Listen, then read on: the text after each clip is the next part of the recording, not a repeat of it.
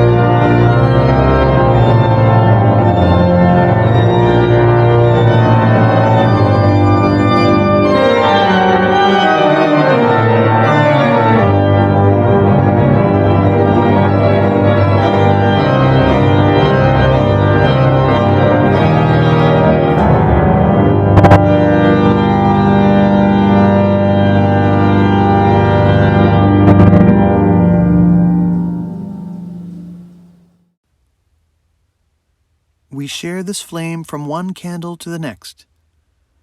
In this act rests the full meaning of our chalice.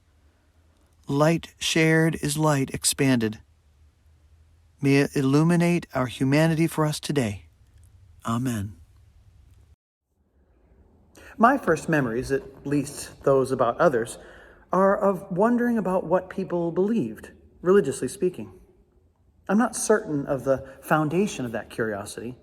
I have no memory of religion in my life until my brother and sister and I began attending Sunday school later in childhood. And even then, it was an opportunity presented to us, not forced upon us. My parents did not really attend church. Eventually, my brother and sister stopped attending as well, but I kept going, walking down into the valley at 10 years old every Sunday morning and getting a ride home from someone after coffee hour. Free-range days long gone.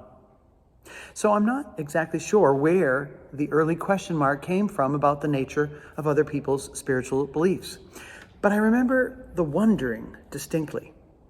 My first formed thoughts about religion, once I had started to discover traditions outside my own, were that they all felt very similar in some ways and extremely different in others. But it was the similarities that attracted my attention. I recognized the differences as being somewhat more of the clothing one wears rather than the person one is. As much as I loved the church in which I grew up and in which my parents and grandparents were married, I wouldn't say that it was an education in world religions exactly. But it did open the door for the safe exploration of them in my own life and search. In my preteens, I asked the minister what we, meaning our Congregationalist denomination, believed. The question was a little too simply made, but was meant to ask for the distinctions between our traditions and the traditions of others. I wanted to know what made us different, mostly so that I could understand how we're the same. The answer I got, however, was that we all come with our own individual perspectives in order to share them with one another so that we may all be transformed. I appreciated that sentiment at the time, but nowhere near as much as I do now. That was probably the most important thing a religious professional has ever said to me in my life. At the first opportunity to ask a minister what we are supposed to believe, I was humbly told that we are the ones who decide that for ourselves. Every day I value that thought more. In all likelihood, I would have been just as curious about other people's beliefs had I not been directly given permission to wonder.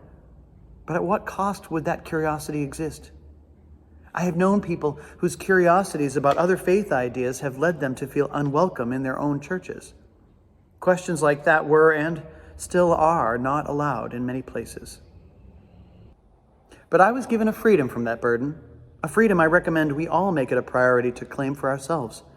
We should demand the freedom of our curiosities, and no priest or pastor should limit that search in any way. To limit questioning is to declare the uncertainty of your own position.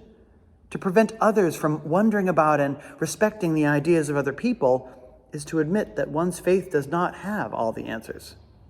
But there should be nothing wrong with admitting that none of us has all the answers, certainly no one religion.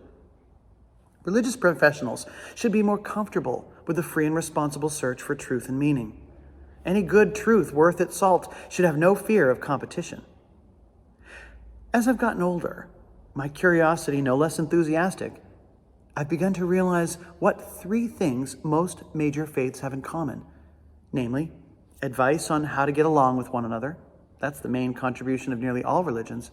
But also, interestingly, nearly all world religions deal with the impact of the seasons on our emotional health. This is a real thing. Religion has addressed what we now call seasonal affective disorder for literally thousands of years.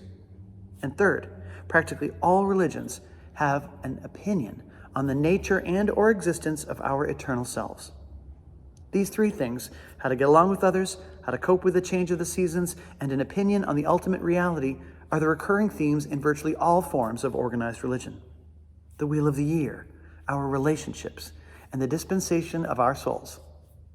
They're almost like an intertwining helix of realities and bridges across, reaching toward one another to form the cultural and philosophical building blocks of our species and its future.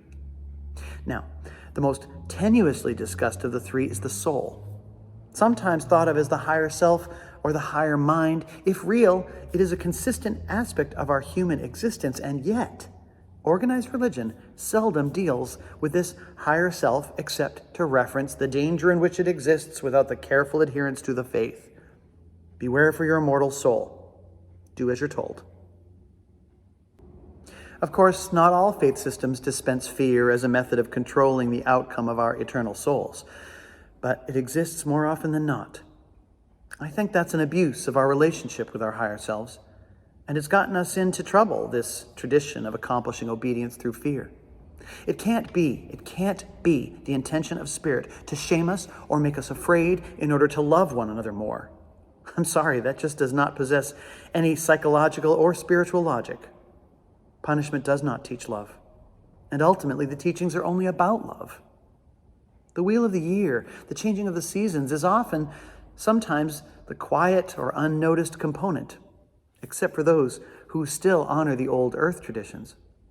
But even in the most high church forms of Christianity, the wheel of the year is omnipresent. It is the liturgical calendar, the schedule of holidays, festivals, feasts, and observances. These directly correspond to how we feel at different points in the year relative to the amount of sunlight or nourishment we receive through our cyclical movement through the seasons. For instance, in February, we often light candles in the Northern Hemisphere as part of our religious traditions. In the fall, we have traditions that revolve around the harvest. And in the spring, we honor rebirth. The indigenous traditions of the Southern Hemisphere have their own versions of these as well, although their seasons are reversed. But the Christian traditions, largely begun in the Northern Hemisphere, maintain these same liturgical calendars in the Southern Hemisphere, which are out of sync with the seasons. They potentially miss the mark for the intrinsic human needs they are meant to fulfill. Not that that necessarily makes them less meaningful, but is there more meaning to be found in recognizing that the seasons make us feel a certain kind of way? My ultimate question when it comes to religion is a search for that which is intrinsically human. Noticing what all faiths have in common, and then using those to ask a question about what it is we all have in common. What existential questions do we all have? How do we address them? What influences our concerns? We find that all religions deal with the four great relationships, that with others, with the self, with the earth, and with God. What might we take from this? Of course, I'm not listing all of the various commonalities here. There are far too many in number to observe in a single message, but they each reveal that which is intrinsically human in us. The more we explore and ask, the less we are fearful or apprehensive in our approach of the religious or cultural other, the more we understand how beautiful our own individual traditions can truly be. I constantly learn surprising nuances of my own faith tradition in the process of discovering how others answer their own questions about the nature of the ultimate reality. We all co-inform one another, intentionally or otherwise. We are all in this one great big soup together, and each of us brings our flavor to the broth. Be fearless in your curiosity of other people. Asking sincere questions is the highest form of respect. Be comfortable with allowing those around you to have their own search and affirm it. The farther we go, the more we explore, the more we witness our great commonality. How can anything but peace on earth be the ultimate result of that?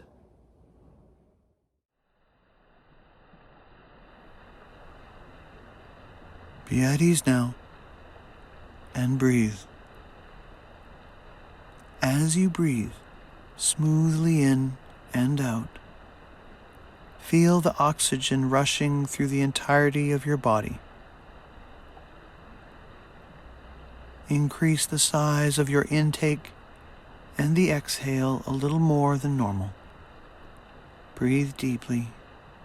Exhale deeply. Do this a few times until you can feel a slight tingling in your fingers and feet.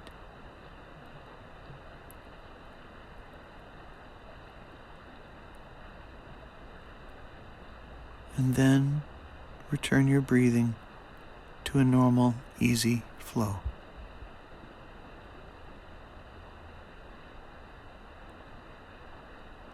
Take stock of your body now. Notice it. Notice how it feels to be sitting here at this time and in this place and in this way gathering. To be one among many humans having this exact same experience at this exact same time. And breathe. Your breath is the same as others. Your blood is the same as others. Even with its differences, it is the same. Your skin is the same as others. Even with its differences, it is the same. Your sense of cold, your sense of sorrow, your sense of accomplishment, your sense of joy. The differences are so small that in the wider picture they are insignificant altogether. And breathe. We are one because we are the same. We are connected because we all live in the same house. The sun shines in different rooms at different times of the day, but the house is one. In your mind's eye, walk through this house with love. Look in each room with wonder and appreciation. The mess in one, the order in another, both expressing their individuality, all while under the same roof. They too are one. Continue your journey, room to room, conferring your blessing upon all, your respect upon all, your honor, your gladness. Drench the walls with gladness.